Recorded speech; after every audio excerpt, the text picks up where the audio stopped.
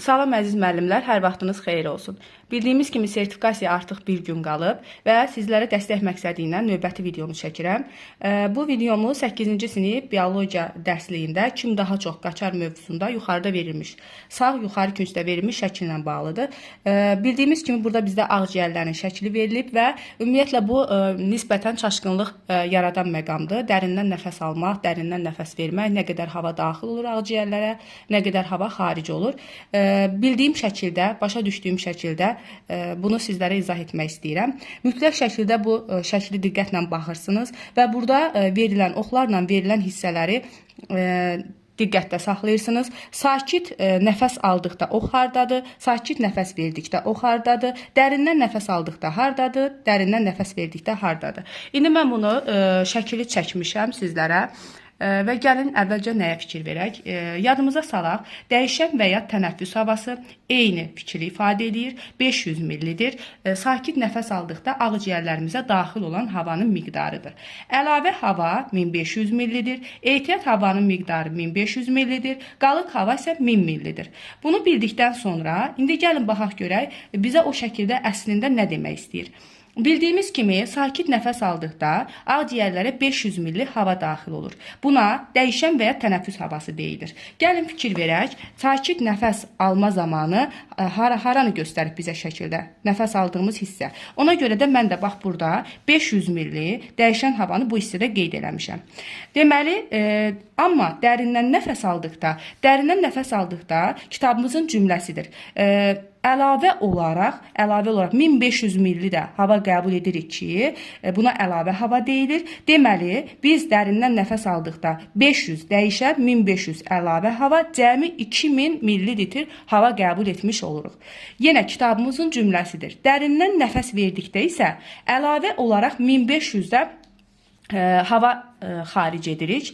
Bu da olur, deməli, həmin hava olur ehtiyat hava. Deməli, biz dərindən nəfəs alanda 2000 millilitr hava qəbul etmişdik. Dərindən nəfəs verəndə 1500 millilitr də hava veririk. Cəmi 3500 millilitr hava edir. Soruşa bilərsiniz ki, bu 1500 hardan yaranır? Ümumiyyətlə biz bilirik ki, hüceyrələrimizdə yəni qaz dəyişimi baş verir. Yəni hüceyrələrlə qan arasında qaz dəyişimi baş verir. Bu 1500 orada yarana bilər. Gəlin baxaq, burada əsas məqam nəyə qeyd eləmək istəyirəm sizə.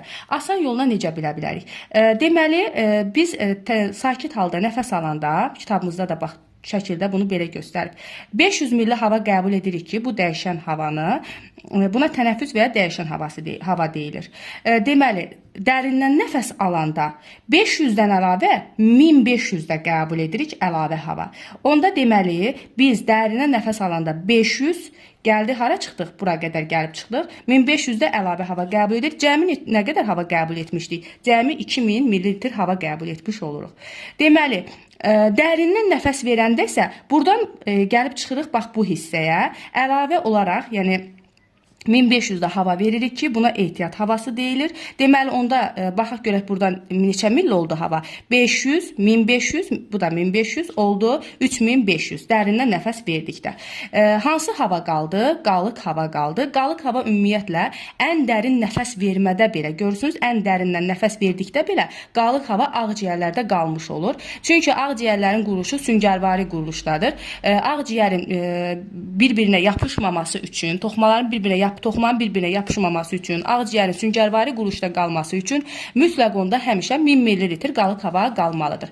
Bəs soruşa bilərsiniz, bu hava nə zaman ağciyəri tərk edir? Bu ölüm vaxtı, son nəfəs deyirlər. Son verilən nəfəs həmin bu xüsusi səslə olur və dərindən olur. Həmin bu ağciyərdən çıxan bu 1000 millilitr hava olur.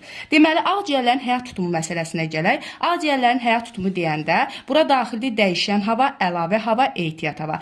Dəyişən havanın miqdarı 500-dür, əlavə havanın miqdarı 1500-dür, ehtiyat havanın miqdarı da 1500-dür.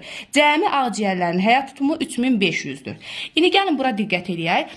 Bəs bizdən soruşsaq ki, dərindən nəfəs alıb verdikdə havanın miqdarı nə qədər olur, neçə millilitr olur? Bəs biz burada qeyd eləmişdik. Dərindən nəfəs alanda 2000 millilitr, dərindən nəfəs verəndə 3500 millilitr. Deməli, dərindən nəfəs alıb verdikdə 5500 millilitr hava xaric etmiş oluruq. Gəlin indi daha doğrusu tutum, yəni dərindən nəfəs alıb verdikdə olur 5500 ml.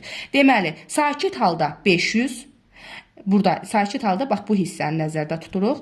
Dərindən nəfəs alanda 1500-də gəldik üzərinə, gəldik çıxdıq bura. Dərindən nəfəs verəndə gəldik çıxdıq bura. Deməli, biz burada qeyd elədik ki, dərindən nəfəs alanda 2000-dir, dərindən nəfəs verəndə 3500-dür, ümumi 5500 ml hava qəbul etmiş, hava daxil olur və ağciyərlərə xaric olur. Ümid edirəm ki, nisbətən anlaşılan oldu. Diqqətiniz üçün təşəkkür edirəm.